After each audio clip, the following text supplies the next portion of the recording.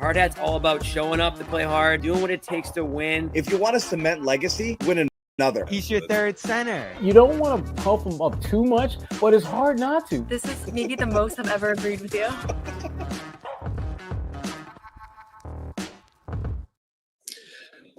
Well, here we are, another edition of the Garden Report. Sherrod Blakely, pinch hitting for the team, joined by Noah Dalzell, who is up in beautiful Canada. How you doing, Noah?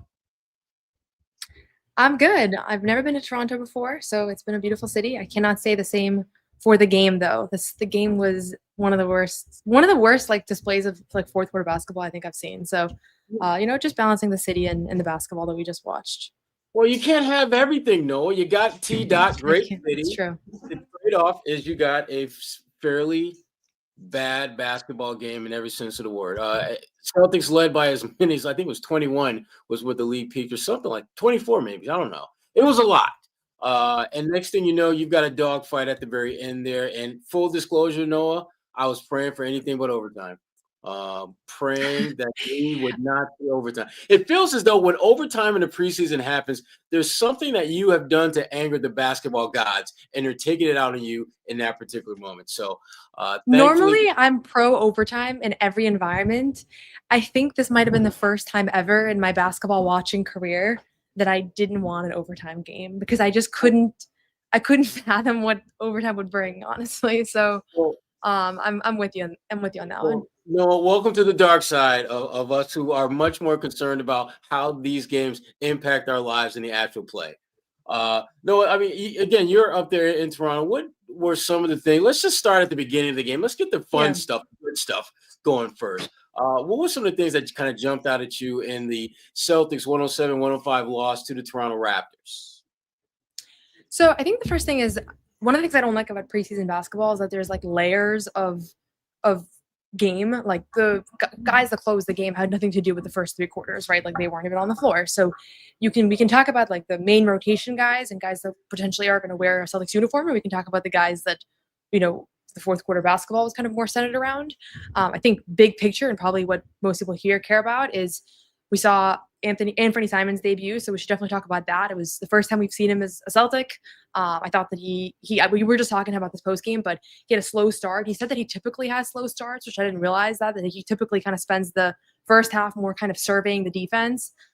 First quarter, it kind of reminds me of Tatum. That's what Tatum always kind of described it. And then second half, you saw he kind of started picking his spots and showed what that, the offensive bucket getting that we know that he is very much capable of. Defensively, definitely had some tough moments in this one. So I know that's the big question mark around him, but I think we kind of saw exactly what we expected on both ends in a way. So he didn't dispel any narratives around him, but he also, I think he said he was a little nervous, honestly, going into this one. So I'm sure it feels good to just get the first one out of the way. Chris Boucher, who we also talked to post game, also said that he was nervous yesterday on Wednesday. So I think it is a little nerve-wracking for these guys to come in, even if you're a veteran, even if you've accomplished it all in this league, and just like wear a new jersey and be exposed to new fans and kind of do it all for the first time in a new system. So Chris Boucher and Anthony were the two kind of like biggest characters that I saw tonight that I have a lot of thoughts on.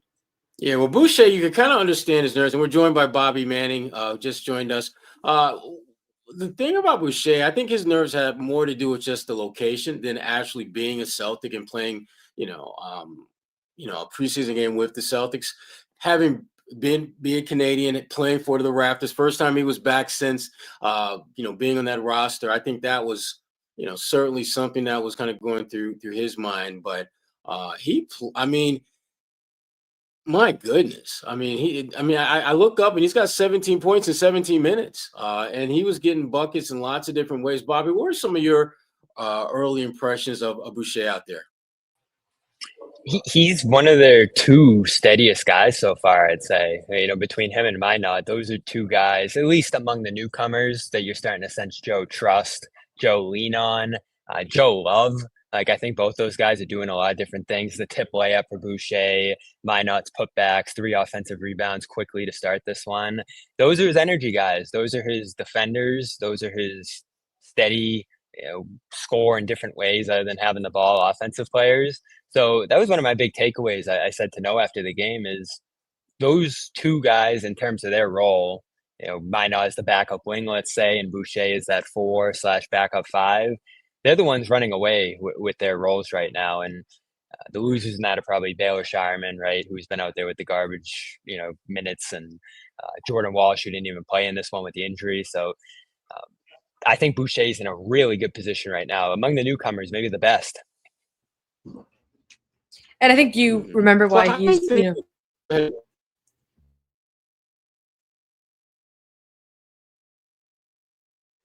Go ahead, Noah. I don't know if it was on my end or not, but I think one of the things with Chris Boucher is that he is 32 years old and he has a lot of experience in this league. And he had a lot of moments in this game that, regardless of basketball, like somebody was on the ground, he sprints over and picks them up, like kind of Al Horford-esque plays that you just need to have on a basketball team that wins games and stays connected. Like, you need to have that kind of glue guy that is a veteran, that has been, knows how to be a great teammate and all of these things. Not that other guys don't, but I think he's going to play a big part of this team culturally as well. And then obviously we saw that he can do a lot on the court as well. Like, I think he has been one of the standouts through the first 2 preseason games, but he just brings a lot of like little intangible things. That's what I noticed from just being in the building that we're potentially going to be lacking with so many veteran players exiting this offseason. Like, I think he replaces some of that. Whereas you get the high upside with guys like Josh Minot, who, seems like a great guy as well, but like, I think he's assigning more that you hope that there's a high ceiling there and that he can contribute a lot more than he has so far in the league. Yeah, absolutely. And we'll try to get Sherrod back here. And it looks like he had some technical difficulties, but we'll keep the Boucher conversation going because, he's back in Toronto. Emotional for him in this one. This is a game, though, where I look up throughout and I'm like, how are the Celtics winning? Because they weren't playing great. They were definitely making mistakes on both ends through the early stretches of this game, trying to figure out the lineup they were playing in. No Brown, no Derek White, no Sam Hauser in this one. So throughout, I'm like, obviously the Raptors sat all their starters. That was a big part of it. But guys like Boucher in particular, it just gave them an energy lift throughout this game. And I loved what he contributed there. Just early and often, the 3-point shooting, the touch rebound, like that was one of my favorite plays of the game tonight, was that little tap in he got from a distance. And I like his defense right now too. And, whether it's him stepping up for Ugo in that Memphis game or, him being, I'd say, just being around this team so far, one of the more vocal leaders, talking after games, talking, to us this morning, speaking on behalf of the big man room and, what they're capable of here. I'm enjoying the Boucher experience so far. And I know you said throughout this game, you can tell Joe is already too. Yeah, for sure. And I think he's a guy that he's on a 1-year deal. It was a bargain contract. Like, he helped them in the payroll sense. They traded Yang and signed him, and it was a good financial move. And a lot of financial moves, I think, make you worse, but I think that this one actually probably made them better. And so the big question with him and a lot of these guys, like, we're going to have a lot of conversations about a lot of rotation players. And the big question mark to me is just the 3-point shooting, because he had a pretty good 3-point shooting season last year. He obviously made them tonight. I don't think he made them in the preseason opener, but if he can consistently stretch the floor, like we talked a couple times today, there was pretty poor spacing where you had 2 non-shooters or somewhat non-shooters on the floor at once. And is he going to be a non-shooter, or is he going to be a guy that teams really respect and can kind of hit from out there? I think for the most part, he's had some good shooting seasons. And so if he can do that, then he's a, I don't want to say he's a complete player, because he'd be making more than a minimum if that was the case. But he did, when I sat down with him for a while last week, one of the things he said was the Celtics lost a lot of skills. Porzingis leaving, with Jason Tatum leaving, with Al Horford leaving. I have a lot of those skills. It's not, he wasn't saying I'm Tatum or I'm Al Horford or I'm Porzingis, but a lot of the things that they lost, kind of being that connector, doing a lot of little things, I think he feels like he can fulfill that. So I think he's going to play a really big role this season. And it was cool to see him have such a big game in front of his home crowd, being from Canada, having released that very moving Players Tribune article earlier today, and then getting like a very warm welcome. You can see that he is just beloved here. You don't stay a role player for one organization for 7 years if you're not like a great teammate and a kind of beloved guy in the organization. So I think you saw all of that. Yeah, and the thing that I like about Boucher is that we talk about the 3-point shooting. Obviously, that's something that is going to be an important part of his play for the Celtics. But I love the fact of how he moves without the ball. The one thing that this Celtics team, I think, is going to have to figure out is how do you generate offense in non-conventional ways from what you've done the past couple of years. And to me, the easiest way, I call it the Avery Bradley plan. have someone who can run that baseline and get easy layups. There were a couple times where Peyton Pritchard found him cutting along that baseline for an easy basket. Those are the kind of plays that I think, even on those nights where Boucher may be in that non-shooter's role, he still can impact scoring the ball by simply moving without it. And I can't remember the last guy that they had after Avery Bradley that really made that kind of a central part of what they did in terms of offense. And with Avery, it had more to do with the fact that you're playing with Kevin Garnett, you're playing with Paul Pierce, you're playing with Ray Allen, so you're not going to get too many jump shots. Boucher can do that, but I still think the way that he can best contribute to this team offensively, when Jaylen Brown might have it going, and Anthony Simons might have it going, and Derek White, is finding ways to score along that baseline and just use his athleticism and his use that speed that he has without the ball to get open for shots. Because even though he's 32 years old, he moves pretty damn good for an old man relative to the NBA speaking. Yeah, and I think Minot can help in that department too. Like, these two guys, I think, are almost interchangeable. It's probably going to be Boucher more on the starting side, or at least playing with the starters a lot, and Minot more with the second unit as this rotation takes shape here. But those are two guys you can rely on for all of those things, Sherrod, here. And I want to talk, speaking of offense and where they're going to find that, I want to talk about Simons, because this is the first time we got to talk about him here today. We heard from him just a couple minutes ago here in Toronto, and Noah and I, of course, are coming to you live from Toronto, the north up here, where I used to root hard for these Raptors, Sherrod. It's a very different group now. Here we go. Back in the bubble days. This is actually my first time. I've never been to a game up here, so this is my first time. And I haven't been to Toronto since like 2019. So I was looking forward to this. Before we continue with Simons, though, I do want to give a shout out to our sponsor here on the Garden Report, which is Prize Picks. And it's the weekend, Sherrod. We got football coming up, so you know what that means. I say it every week. My fantasy team's a disaster, so why not build a new one every single week, which is what you can do over on Prize Picks. You and I make decisions every day, but on Prize Picks, being right can get you paid. Don't miss any of the excitement this season on Prize Picks, where it's good to be right. And it's simple to play. Just pick more or less on 2 to 6 player stat projections. And if you get your picks right, you could cash in. It's also the best way to get action on sports in more than 40 states. They put their users first, so all withdrawals are fast, safe, and secure. The injury thing's big for your full season league. They offer injury reboot. So if when your player leaves in the first half and doesn't return, Prize Picks won't count it as a loss. And they invented the flex play, which means you can still cash out even if your lineup isn't perfect. You can double your money even if one of your picks doesn't hit. And I love to build a new team over there every single week, whether it's Josh Allen, more or less than 270 passing yards. Why not more on Drake May's passing touchdowns, the way he's playing right now? All of that and more with millions of users over on Prize Picks. So download the app today. Use the code CLNS to get $50 in lineups after you play your first $5 lineup. That's code CLNS to get $50 in lineups after you play your first $5 lineup. Prize Picks, it's good to be right. So, what did you think of Simon's debut, Sherrod? No, we talked a little bit about it earlier. A little slow at first, and I guess that's par for the course for him. But I think overall, I wasn't focusing so much on what he did, but just how is he playing with Pritchard? Because I do think that those two are going to be on the floor at the same time on occasions. And how can they play off each other? How can they play with each other? And I thought for the most part, they were okay. But the thing about these preseason games, not only are guys trying to shake off the rust, but they're trying to shake off the rust from having not played in a while also building chemistry with one another, playing with guys that they have never played with or they've played sparingly with in the past. And I thought they were not bad, but I think there's definitely room for both of those guys to grow in terms of their ability to play off each other. Pritchard did what Pritchard does. I mean, there's nothing that he did that makes you feel, yay, he's going to be an all-star this year, or, oh my gosh, he's going to have a crappy season. He did what Peyton Pritchard is supposed to do. And so that was good and refreshing to see. But I want to see him and Simons develop a little bit more chemistry, because my gut tells me that both of those guys will be coming off the bench. And if they're both coming off the bench, that's some pretty serious scoring punch that you're going to have if you're the Boston Celtics, and their ability to play with one another and play off of one another while they're on the floor. That's going to be really, really important, I think, for this team to generate points, because, as we talked about before, Noah, they don't have Porzingis is not walking back through that door. Drew Holiday's not walking back through that door. You don't have Al Horford to stretch the floor. So you're going to have to find other ways to get guys buckets. And I think those two, their ability to figure out how to play well with each other and off each other, that's going to be part of this team's potential success to exceed the expectations that I think a lot of people have for them.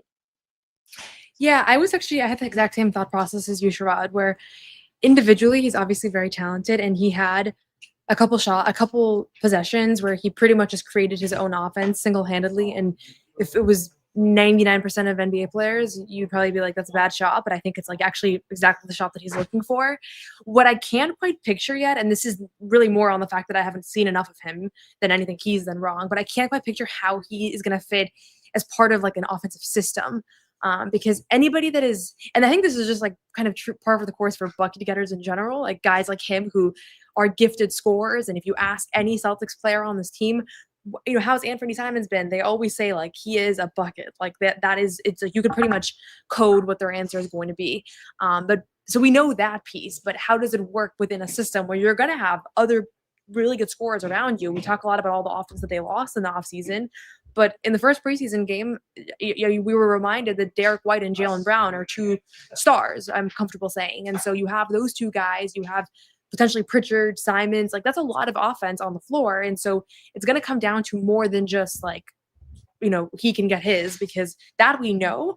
But him as a passer, him as a playmaker, just like that sort of thing, I'm curious about. And we didn't really see much of that today. I don't know that was even his fault. I think it was a little bit of a discombobulated lineup. But I can't quite picture what that backcourt is going to look like on a bigger scale. And honestly, even like the Derek White Pritchard backcourt, we haven't seen a ton of. So there's a lot of backcourt combinations. There are three very talented players who can score and can shoot the ball exceptionally well. But how are different combinations going to work? Is there going to be a duo that fits best together? I think like time will tell, but I did not get I think the stint that they played today did not really show me much. It felt like it was more taking turns than playing off each other, which, to be fair, like there are stars that play together for years and you don't really see them more taking turns. So it's not really much of an indictment that that was the case on their first time playing together. But he can definitely score. Like there were some shots today that he made that I was like, it's pretty wild to see, honestly. Yeah, Mike Zarin, Vice President of Basketball Operations for the Celtics. He was on the NBC Sports Boston broadcast in the first half, and he was asked about Simons, and he said pretty much what we've all been saying about him. He is an elite offensive player, and that's true. But to your point, Noah, we for this team, and I think he understands that you have to show a more complete game if you're going to really be in the circle of Joe Mazzulla trust. And I think, it's going to be a building process for him, because he talks a lot about, I know he's talked to the media and he certainly has made it very clear that the questions about his defense has more to do with his willingness to be a better defender than anything else. I want to believe him when he says that. That's a great. I was talking about this during the game, because I feel like we always say that defense is effort, and that as long as you decide you want to be a good defender, like unless there's something like fundamentally really wrong with you, like you're gonna be a good defender. But there were some plays today where I was like, I feel like he kind of tried on that, but he just struggled. Like there's a lot of other things that go into it: timing, processing speed, like so. I am curious if it's simply going to be an effort thing, because I don't see a world where after all the hype around this and he's playing in Boston and he has a bigger media market, he's just not going to try on that end. But there's a lot more technique than I think sometimes we give credit for. So I'm curious about that piece. Yeah, because I just come to the realization, or to accept, that guys who are really good defenders, they're really good defenders because it's something that they not just only want to do, but they feel they have to do in order to be a good player. I don't know if guys who can score the ball like him are ever going to truly buy into the notion that they have to be a really good defender, because they know I can get 20 points pretty much any and every night if I really wanted to, without putting great effort into doing that. To be a really good defender, you have to take effort, is obviously part of it, but so is understanding the different angles and the closeouts and all those little kind of very, very minor things that guys like Drew Holiday, guys like Marcus Smart, it's a muscle memory thing for them. They don't think about doing those things. They just happen. For guys like, I think, Anthony Simons, he's going to have to think about it. And that, I think, might slow down the quickness that he gets to where he wants to be defensively. But again, it does start with effort, but it does not end there. There has to be more. When it comes to scoring the ball, that's something that, these guys that come into the league at the age 19, 20, 21, they've been a scorer for the overwhelming majority of their lives. Probably if you're 19, 20 years old, you've probably been a guy that can score the ball probably for the last decade of your life. You probably in that last decade were asked to be a top shelf defender, maybe 1, 2, maybe 3 years, if that. And even then, there was always a guy whose job was to be the defender while you were the guy that was the primary scorer. So I'm not sure how long it's going to take him to not just have the will to be a top defender, but also figure out how to just, I think, mentally approach the game with the mindset that I have to be, not just I want to be a good defender, but I have to be a good defender. I'm not sure he's going to get to that point as soon as he or the Celtics would want. Welcome back, Bobby. I'm back. Hello. And we have Anthony Simons, speaking of him, in full from the locker room. Here's what he had to say after his first Celtics game. A little nervous at first, but I think the second half kind of calmed down and I started to play my game a little bit more. What were you nervous about? This new team, just nerves of being back out there and also on a new team. So that was pretty much it. That was it. Do you feel like you guys were able to find pace that you wanted to play at to start that second half? Yeah, for sure. I think we wasn't happy with how we played the first half. We want to set the tone the second half, and I think we did that for the majority of the first part of that third. But I thought that was the emphasis in going to halftime, is just playing with a little bit more physicality and a little more detail. You're going to come out with the 3 fouls pretty quickly. Yeah. What did Joe say to you? What were you feeling after that? He didn't say nothing about the fouls, but I knew that, just trying to get acclimated, get active, be physical. It's going to happen sometimes, especially the first time. I knew that I need to chill out with the fouls, too. Joe was making a lot of quick subs in the first half. Sometimes the entire lineup was, going into that. And what was he saying to you guys when he was making those subs? Right. That was the emphasis on the halftime, is that we wasn't playing to our standard. So that was just, Joe being Joe. Making Joe being that Joe. we're gonna go out there. Joe being Joe. Here we go. Guys will come out. So that time he took everybody out because we wasn't rebounding it well, and that was pretty much it. And then what are those coaching moments like on the sideline with Joe? Like, he, pulls you aside or is like trying to coach you up? Like, what are those conversations like and what does it mean to you? Just pushing you to be the best version of yourself. That's how I see it as, is that he wants the best for everybody. And he's going to push you to the standard that he feels like you need to be at. And so everybody respects him. Everybody respects that, the way he coaches. And we know he can get fiery, but that's, he wants to bring that out of us. You were the leading scorer in Portland over the last 2 years, and it seemed like you almost kind of got going offensively, like became more aggressive as the game went on. Do you have to kind of remind yourself almost that, like, I don't know if the word shy is the right word, but just like being in a new environment, that you can still kind of get in your bag and do the things that made you that scorer? Usually, like, first half, I usually fill out the defense a little bit more. So how, I was taught, how to play the game, but it's going to vary. Obviously, it's a different role in this team, and so it's going to change game to game. So, at first, like I said, I was just trying to fill out the game and get over these fouls, and, the nerves. And so I think after, I kind of came out of halftime, I think I got a little bit more comfortable and started to see some shots go in. As a scorer, What different does it feel? What would you say the biggest difference is in the way you It's hard to tell right now. Obviously, it's going to be game to game. We're playing with, a lot of great players. And so it's going to be just an adjustment period of how game to game, how they're going to play. Obviously, I want they telling me to be myself, but, obviously the game changes and what the team needs from you at a certain night. So I'm just figuring it out.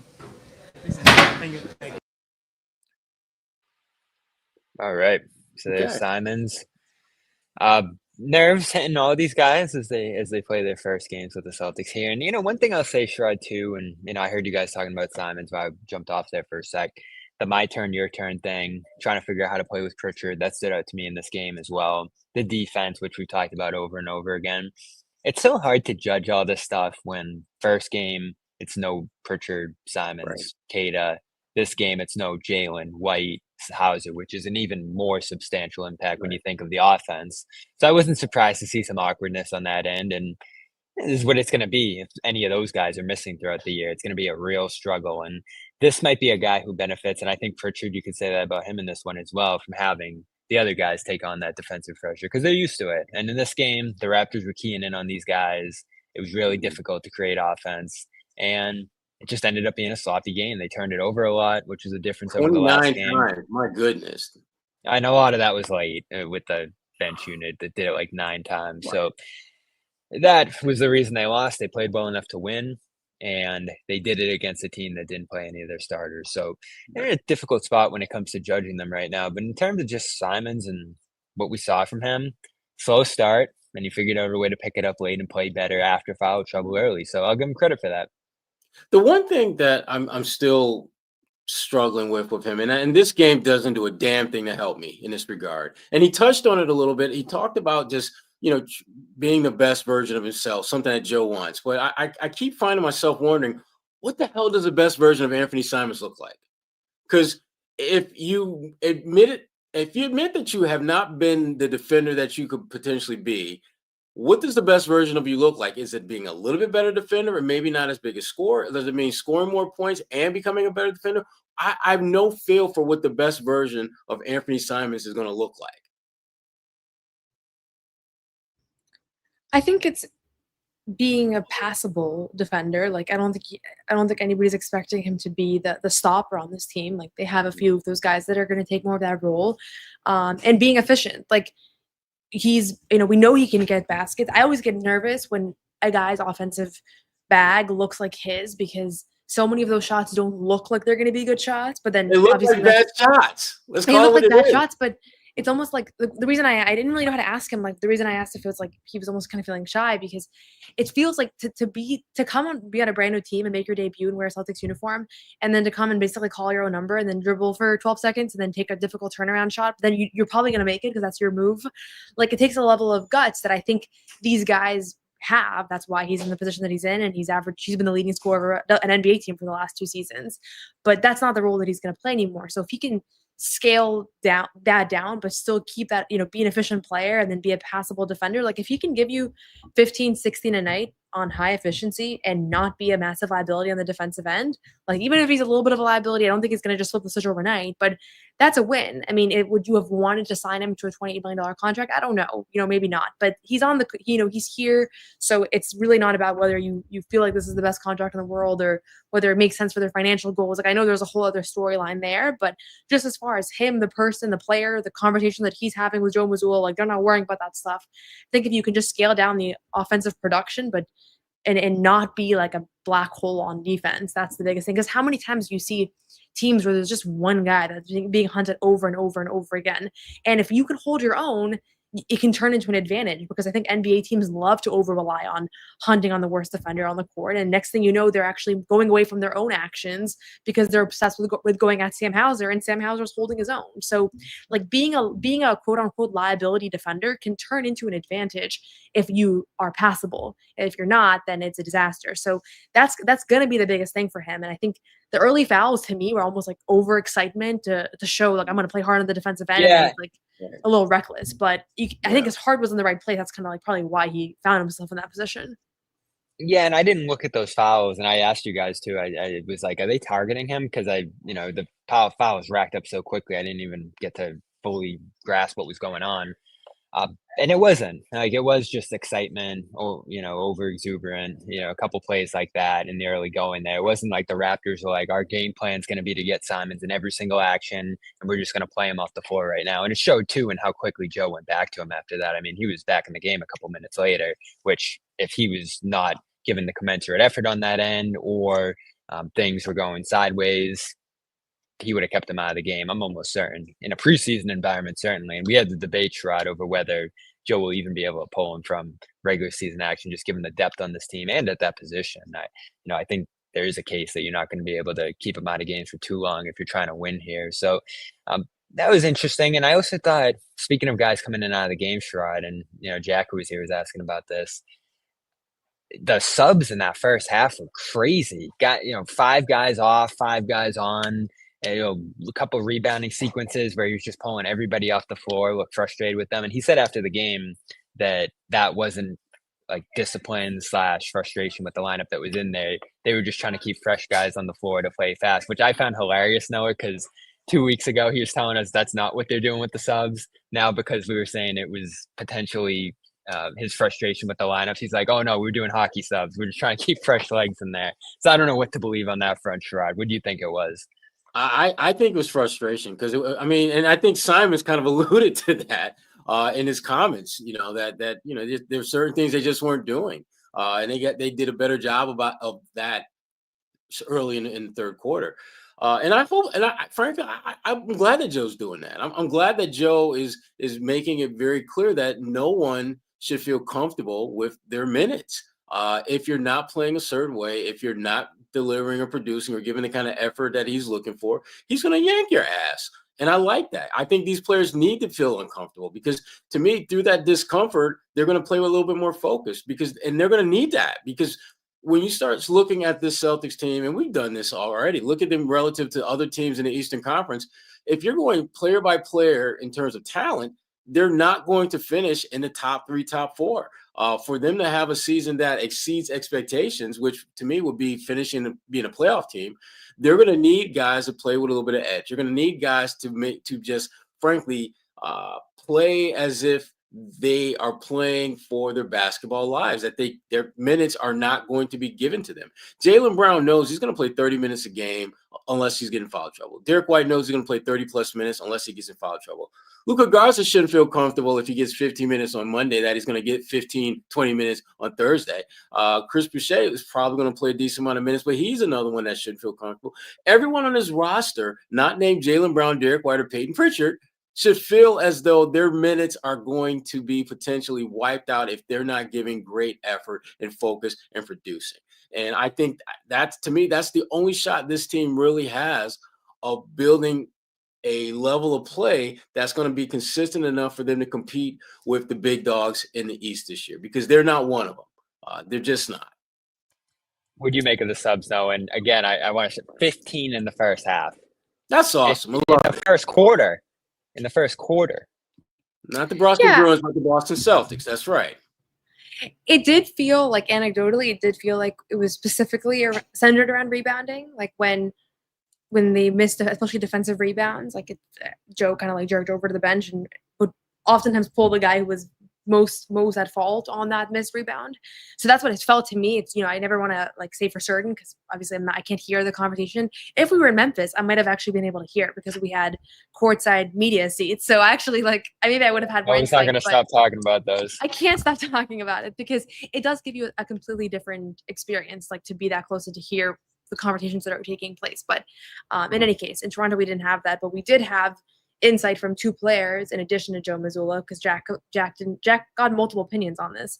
And I think it was clear that he was frustrated, and that's part of, why he was pulling guys. He described it otherwise. There might be a little bit of truth to both too, because ultimately, it is preseason basketball. It's a little bit different than regular rotations. Everything's been different through these 2 games. So if he's actually doing hockey subs during the regular season, I think that'll be more noteworthy.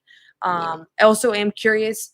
We've seen him have a short leash with a couple of players over the last few years, but it's not like he's pulling Jason Tatum when he has a couple of lazy possessions. So I'm curious, with a roster of many more unproven guys that are on paper seemingly interchangeable, that might not actually be the case, but it feels like they are.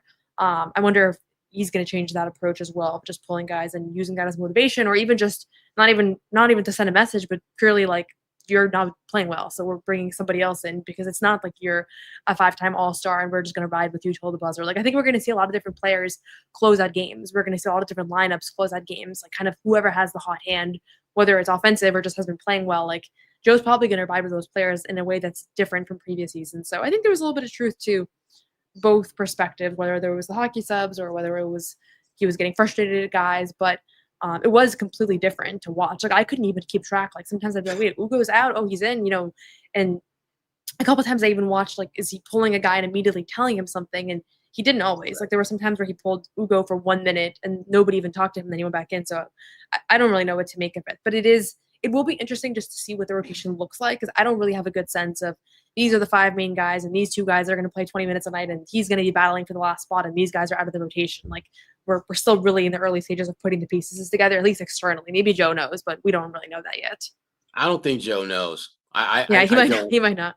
I really don't think he knows, because as much as there's uncertainty from what we see, I'm pretty confident that there's uncertainty in what Joe's seeing in practice. To me, the thing I'm curious to see is how does Joe handle those nights when one guy who maybe is out of the rotation all of a sudden gets an opportunity and plays well? Does he give him another shot, or does he get the cater treatment where he'll play good one night and then just kind of, DNP CD the next? I think you're going to see more of that. I go back to the game, I think it was in March, where Baylor Shireman had a big game, and then he hit a bunch of threes, and then Derek White closed the game. And somebody asked Joe post-game, like, what went into closing with Derek over Baylor when Baylor was shooting well, and he was like, Derek's our starting point guard. Like, Derek White's not going to not close a game. But besides for Derek and Jalen and maybe Pritchard, there isn't that anymore. So there is an opportunity for somebody to close the game or start the next game, because I don't think that's like, it's not like you're going to say, well, Luka Garza's our starting center. Like, you don't have that tagline of like, we have all this trust and they've accomplished so much in this league and we know what they can do and they've carried us to banner 18. And like, there just isn't that. So I think from a like narrative standpoint, maybe this is more as like a media member, like it's kind of exciting because you don't know, like it feels like there's more of a true opportunity for guys. Whereas in the past, it was like, maybe there's an opportunity to like, maybe be in the rotation for a second, but there really weren't opportunities last year. Even when guys went down, like the depth was so ridiculous that there were still like ways to not really bring in any of the new guys. So you kind of inevitably have to see a different philosophy there. Yeah, and I think the only guys that are starting are Brown and White. And even Pritchard, he's pretty cemented on this team, and we can talk about him for a minute here because it's our first time seeing him this preseason. He might have to come off the bench for lineup balance, or if the mix is right with Simons playing with the starters or whatever that might be. I don't think his spot's cemented either necessarily, not through any fault of his own, just because of the roster they have and how they might have to mix and match here. So he started slow. It was interesting watching him go it against some top line defensive pressure from the Raptors. And if people don't forget, I know their starters were out tonight, but this was the #1 defense from the beginning of March on. So, starters or whoever was there for the Celtics in this one actually did face some legit defensive pressure from the guys who were out there for Toronto in this one. And I think you could see that with Pritchard early. Like, he started 4 for 11, picked it up a little bit later. The 5 points before halftime were awesome. Like, that 2 for 1 he handled perfectly. But this was his taste, I felt like, Sherrod, of facing the bulk of a defense's attention for the first time. Obviously, that's not going to be the case with Brown and White out there, but he'll see some extra pressure at times this season, I'm sure. And he should. I mean, if I'm, preparing to play the Celtics and I know Pritchard is going to play more minutes, if there's one area of his game that I think you would want to work on, you want to pressure him, if for no other reason, just to wear him down a little bit. You know that he's a tough, gritty guy. He's not afraid to mix it up around the basket. I mean, he's one of the best offensive rebounds that you'll find for a guy that's under 6 feet tall. He's really good about getting to the places and spaces to make his presence felt in that regard. And if you're able to wear him down a little bit earlier in the game, but by full court pressing, damn right you're going to do that, which is one of the reasons why I like him continuing to come off the bench. But play starter like minutes. I think that's what you're going to see from him. And that'll be fine because I think that's what the Celtics need. They're going to need some guys to give them some juice off of that bench, just like they did last season. And with Simons, I think the question that I'm curious about with the Celtics, because we've seen them play a couple games now, are they more comfortable going with a traditional starting 5, or will they consider potentially having a double big lineup where you might have Boucher, Tillman, and Keita in there with Brown and White, which to me is, I don't like that combination, but could I see Joe Mazzulla playing that? Hell yeah. I absolutely could see him doing that. Or do you want to have Simons in there with that starting 5 and just have either Tillman or Boucher come off the bench? Although I think Boucher is pretty much, I wouldn't say I wouldn't put him as a starter in ink, but it's pretty damn dark pencil at this point, because he just seems like a great fit for what they want to do at that position with that starting 5. But I'm curious your thoughts on that, though. I mean, traditional five or double bigs? Which do you think? I mean, do you think Joe will even tinker with that a little bit in the preseason?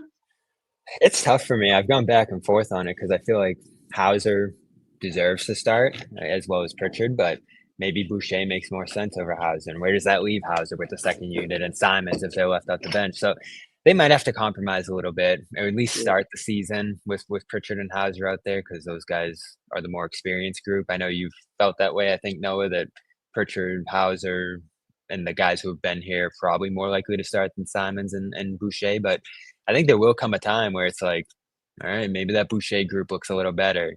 Maybe the Simons plays better with the starters, and you have to mix and match. And I think it's really good that Hauser and Pritchard are prepared to accept second unit roles, if that makes sense for the team. Because I do think there's a world where Pritchard or White, Simons, Boucher, Brown, and Keita is your best five out there. Although I didn't love what I saw from Keita tonight, rust or whatever it might be. He didn't do much. That was one of the more disappointing performances in this one for me, Noah. Yeah, I don't know. The starting lineups I think are going to change a bunch. Like I think early on we're going to see different combinations of different players. You think we're going to see a lot? Yeah, I think so. I don't see a reason why. Like I don't know that you necessarily have to stick with the same five early on, because you're gonna see different guys. Like you can't possibly know at this point like which two guys are going to play well together and which guy might be a little bit more effective coming off the bench. And Sam Hauser hasn't started a ton of NBA games. Peyton Pritchard has not started a ton of NBA games. So maybe in theory, you're like, those are two guys are the vets and those two guys are the most proven. And so let's keep them in the starting lineup. But then what if they struggle? Then, you read the room and you kind of make those adjustments. We've talked about Keita as like the starting center kind of pretty like as though it's a sure thing most of the summer. It very well might not be a sure thing. Like Luka Garza, I thought has looked better than him. It's the first night I thought about. And it's one preseason game of 17 minutes of basketball. I'm not gonna like freak out about it, but it's not like he's a proven NBA starting center. So there's that. I think that battle is wide open. Like anybody could step up in that spot. That's remains the biggest question through 2 preseason games is what they're gonna do with the center position. But the reason I think we're going to see a lot of Sam Hauser and Peyton Pritchard is because there's a reason why they're still in Boston. The reason why they didn't get traded over the summer. There's a reason why they've been on the roster for, they extended those guys. Like they extended Sam Hauser when they could have not for a pretty good contract. They extended Peyton Pritchard. Obviously that was a steal, but I think it's because they fit into what Joe was trying to do. And they went out and they got guys that they hope will be able to do that. But we already know that Sam Hauser and Peyton Pritchard do. On the defensive end as kind of unselfish players. Like they're both good rebounders for their position. Like I think you just don't want to take those things for granted. So I'm higher on those guys than the guys that we're just not sure about yet. But there's some intriguing combinations. Like I kind of like Anthony Simons and Sam Hauser coming off the bench because suddenly, another team is coming in. You have 2 elite scorers, elite shooters that are coming off the bench that can kind of give you some instant offense if your first unit struggled. Like there's just different ways to look at it. So the only thing I'm certain of is that I think we're going to see different combinations and opening night's going to look different from the 42nd game of the season. And there's probably going to be some tinkering there, minus like Jaylen Brown and Derek White, which that's like the only thing that it seems 100% certain. And one thing I did think a lot about today is that there are going to be games that those two guys miss because they're second night of a back-to-back and someone's knee hurts or someone sprains their ankle and misses a month. And that's when I think things are going to get more challenging for this team because they're still both elite top end talents. And in the Grizzlies game, I was reminded of Derek White is like has been a borderline all-star for a couple of years now and is one of the most well-regarded players in the NBA. So those two guys, if they're on the court, like as long as you have like okay pieces around them, you're going to be okay. But you take those two guys out and you see some of what we saw tonight. So that's like my biggest thing that I've been thinking about with these 2 preseason games is like what happens when they miss some time. Like that's where things are going to potentially go south a little. Yeah, and I asked Boucher and Garza this morning. You guys are being looked at as almost the weak points on this team. Whether you want to call it overlooked, underrated, or whatever you want to call it, the center room. They're definitely facing the most scrutiny going into the season. So I'm like, you guys talking about that or using that as motivation? And they said it's just pretty much understood that they haven't gotten a lot of opportunity in their careers so far. They're using that as the excitement, as the motivation to go into this year.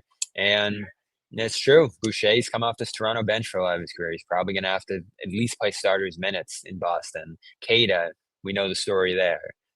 Garza hasn't played NBA minutes, Sherrod. And Tillman too. I feel like he hasn't staked his claim as a everyday, reliable NBA player at this point in his career yet either. And those are the four guys right there. And I think we all look at it right now and say, is that enough? How do you look at that position as we see those four guys? I think before you ask the question whether it's enough, I think you have to ask the question, what exactly are you looking to accomplish? Because until you get a feel for that, you really don't know whether it is enough. I mean, if you're talking about winning an NBA title, hell no, not even close to being enough. If you're talking about being a playoff team, I think it's a coin toss. I think this group might be good enough to maybe squeak in there in that 5, 6, 7-ish range. But if you're talking about, again, being one of the top 4 or 5 teams, no, it's just not enough. And the only way that they can change that narrative is if guys play above and beyond what we've seen up to this point. And it's one thing to have an opportunity. It's another to make the most of it.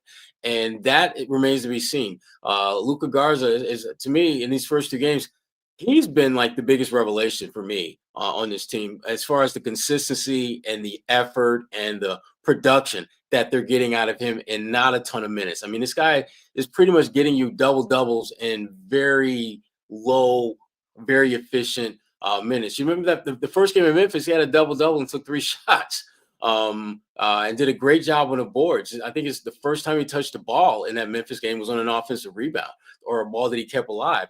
And they're going to need guys to do those type of things. I know in this game, there was a play where he kept a ball alive and it led to a basket for another teammate. He's a guy that I'm curious to see what's going to happen when the competition ratchets up. What's going to happen when Joe has to whittle the rotation down to maybe 9 or 10 guys? Is he going to be one of those guys? I think if you go by what he's done so far in these first 2 preseason games, he should be. I think he's been your best off the bench big thus far. To me, he's the ideal big, someone who can impact the game without having the number called and yet still get you some points here and there. I don't know if there's anyone else that has, frankly, shown themselves to be that type of impact player. And we all know that and Mike Zarin, against VP of basketball ops for the Celtics, he talked about, he's an analytics darling. Which is something that, when you start looking at his numbers per 36 minutes, he's a borderline all-star. 36. Those are my favorite. I know, Bobby. That was a gift from me to you. Happy birthday. I like Garza. He loves those numbers. I know. I like Garza. Yeah, he's a good player. And I think because he just basically fell into that rotational black hole in Minnesota, people don't think he can play.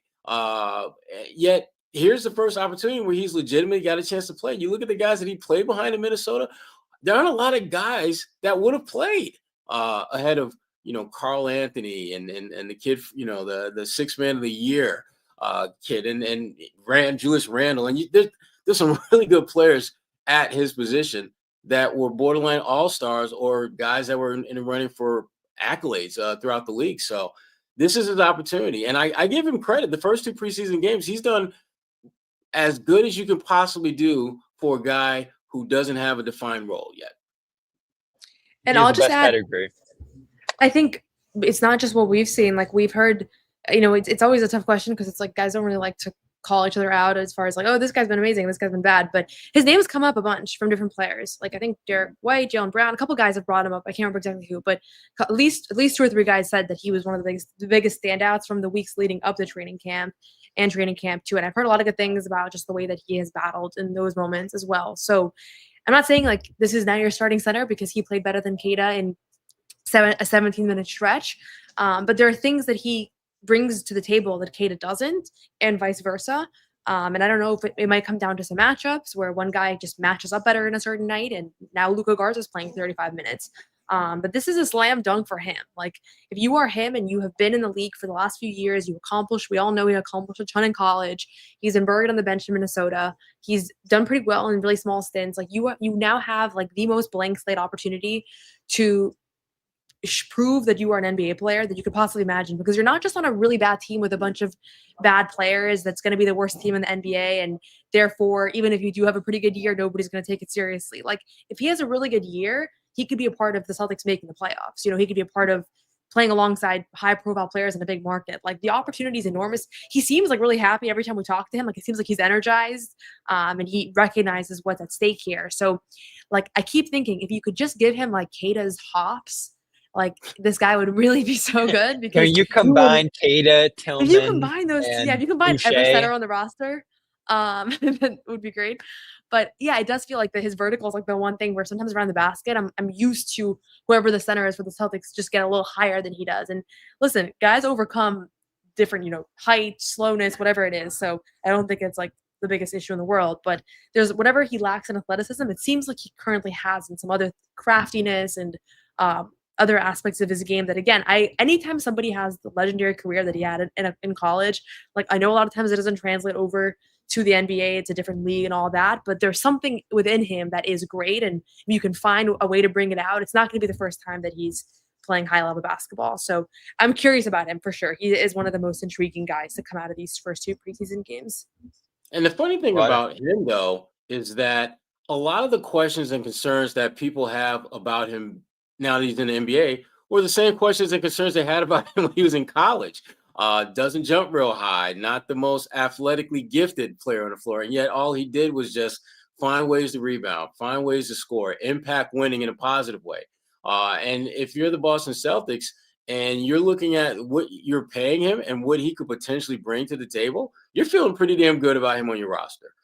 Because even if he doesn't, step up and be, a guy that's a steady rotational guy, he's shown enough even in the preseason where he's going to give you something. He's going to give you something. It may not be as much as you want, but it's going to be something, and you're going to feel good about it. And I love the fact that he's playing within himself. He's not really doing anything. It's not like he's trying to do anything out of his skill set range. He is a rebounder. He's a guy that just has a nice touch around the basket, and he is a willing passer when the opportunity presents itself. And that's all he's doing. He's simply playing his game. The only difference now is he's playing his game for a team that's actually going to play him versus Minnesota, where it was pretty much preseason, training camp, and here's a towel, get the waving, because that's pretty much as much action as you're going to get on this team. And that's just not the case with him in Boston now. Want to give a quick shout out to one more sponsor before we get out of here. And then there's one more player I want to talk about tonight because I think he's starting to make some real waves, and I think he's going to be one of the more interesting guys on the roster this year. But first, we will give a shout out to Raycon. And right now is a great time to check out Raycon because they have a special deal going, and it's Raycon's anniversary. That's the reason. And what better way to celebrate than with a deal on Everyday Earbuds Classic? They're now 20% off. So it's the perfect time to get your hands on these reliable, super comfy, and easy to take anywhere earbuds. And you'll see why they've been a fan favorite since day one. They're loaded with upgrades, active noise cancellation, multi-point connectivity, so you can pair with 2 devices at once, and an ergonomic fit that actually stays put no matter what you're doing. And the new colors are a vibe, as John told you the other night. Blush, violet, or cool mint. It feels less than just earbuds and more like an accessory that matches me. Everyday features live up to the name. Quick charge, 10 minutes gives you 90 minutes of playtime, which is important. You're doing shows or listening to music in the gym. Up to 32 hours of battery life with the case. And they got awareness mode so you can see what's going on, or hear rather what's going on around you while you're living life and doing your thing. So with over 3 million customers already loving Raycons, they come with a 30-day happiness guarantee. So if you don't love them, returns are easy, so you don't have anything to lose. And right now, this is the big thing. If you go to buyraycon.com, buyraycon.com/PCS, that's buyraycon.com/PCS, you'll get 20% off the Everyday Earbuds Classic. Buyraycon.com/PCS for 20% off the Everyday Earbuds Classic. Buyraycon.com/PCS. So, can you guess who I want to wrap the show with, Noah? Luke Cornett. Josh, why not? Josh, I do want to wrap the show with Sherrod, with Cornett Sherrod, but I can't. It's Minot. Josh Minot has, to me, honestly, I just talked to some people that I didn't watch him play a lot prior to him signing with the Celtics. So just talking to other people, a lot of people were concerned about his defensive discipline and kind of how he can stay locked into a game plan. And all of that remains a question. It's preseason basketball, but he's awesome. Like, he does so many great things on the court. He plays with so much energy. He crashes the glass. He defends. Like, I really like a lot of things about his game. He might be the number one guy that I really did not factor much into this team. And now I feel like he's going to potentially play like a pretty substantial role in the rotation and maybe jump the rotation over guys we've talked about a lot more. I will say that Minot is the one guy that even Gary Washburn has invested heavily in. He's got quite a bit of We Minot heard him stock. raving about him on press row. He's got quite a bit of Minot stock under his belt, and I'm slowly but surely getting there. Still a little bit burned from Romeo Langford stock that just absolutely went up in flames. Still feeling the sting from that. But the thing I like about Minot is he just understands that I'm just going to play hard. It seems that no matter what point in the game he's at, his effort is at a ridiculously high level. And I think that's really great for the Celtics. That's going to be really good. The only thing I worry about him is I think he's great when you're dealing with that second or third option on the team. But when you're dealing with the offensive assassins that this league has, I don't want to see him, immediately on a guy like Kevin Durant. I want, if there's a switch, fine, but let's not leave him. He's not ready to be on an island with anyone yet. I think he's a great roamer. I think he's a guy that's, again, because he's so active and engaged defensively, I think he's going to be a really good help side defender, and he's a pretty good, I think, straight up defender now as well.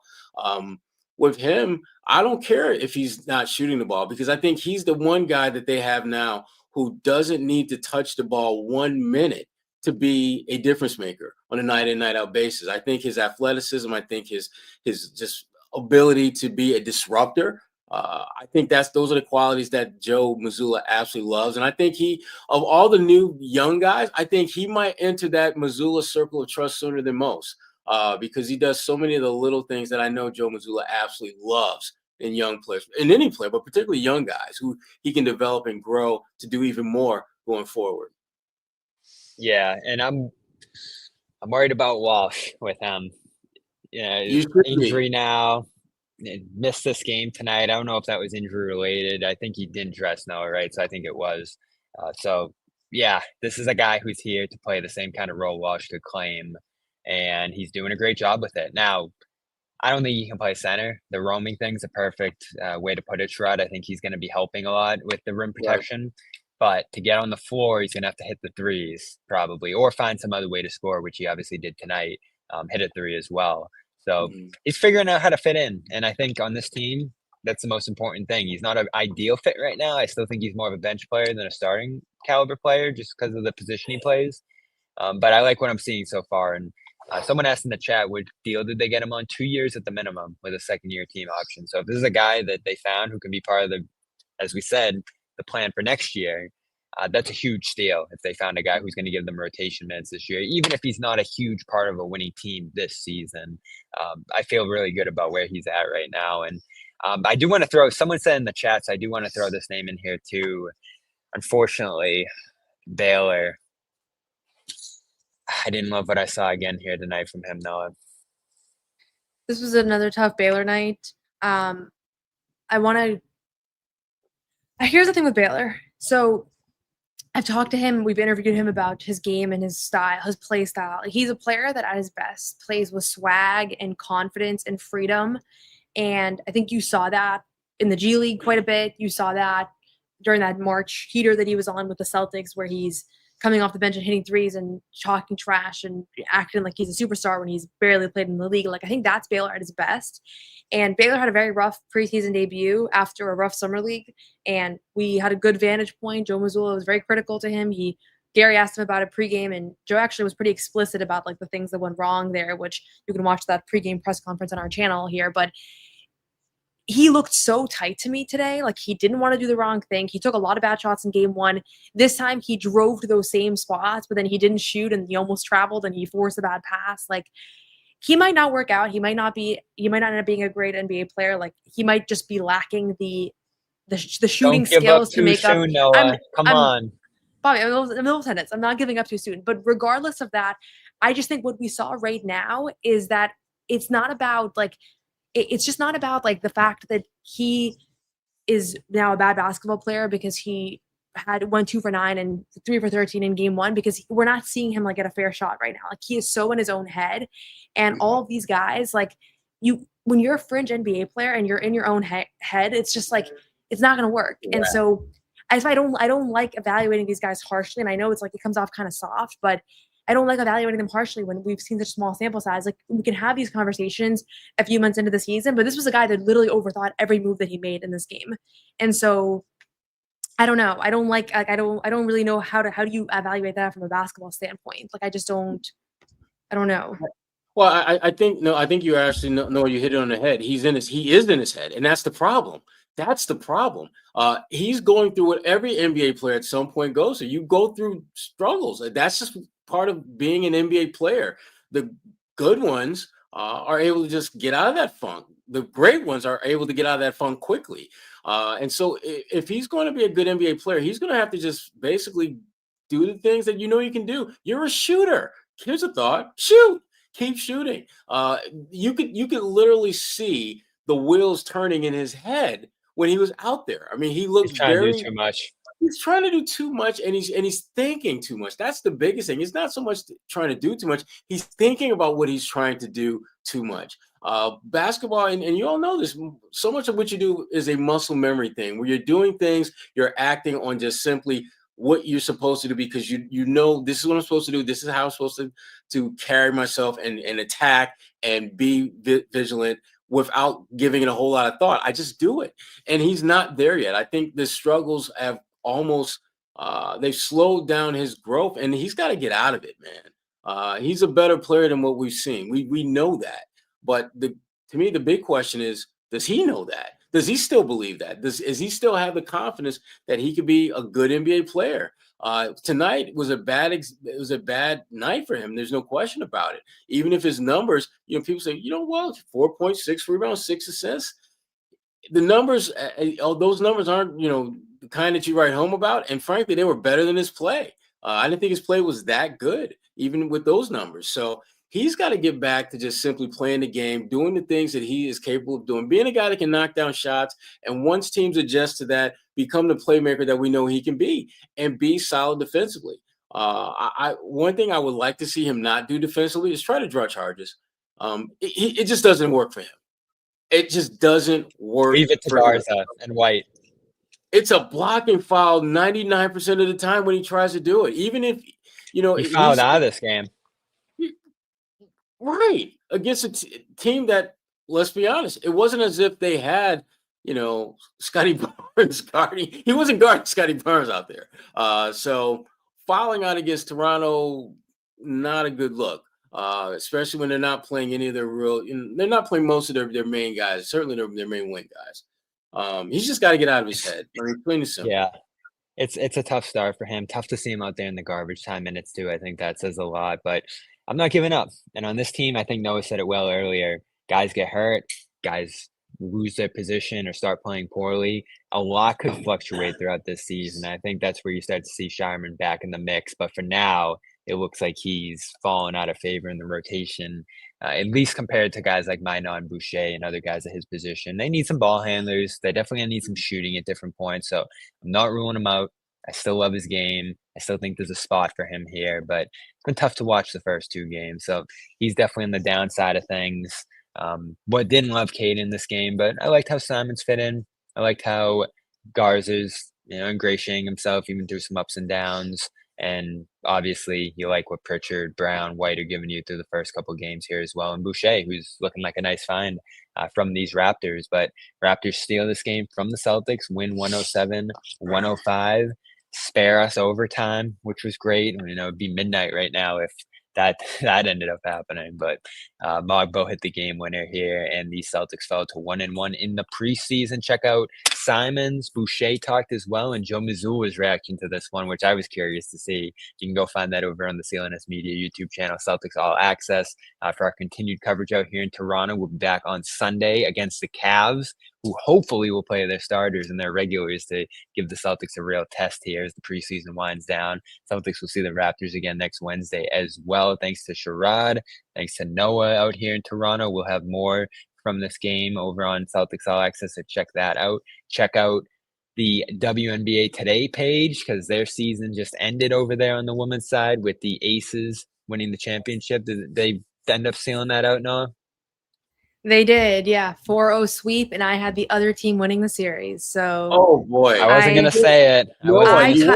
I tagged Ice Cold Takes before people could start dunking on me, and they have found other tweets, and they're dunking on those tweets. So I'll own it.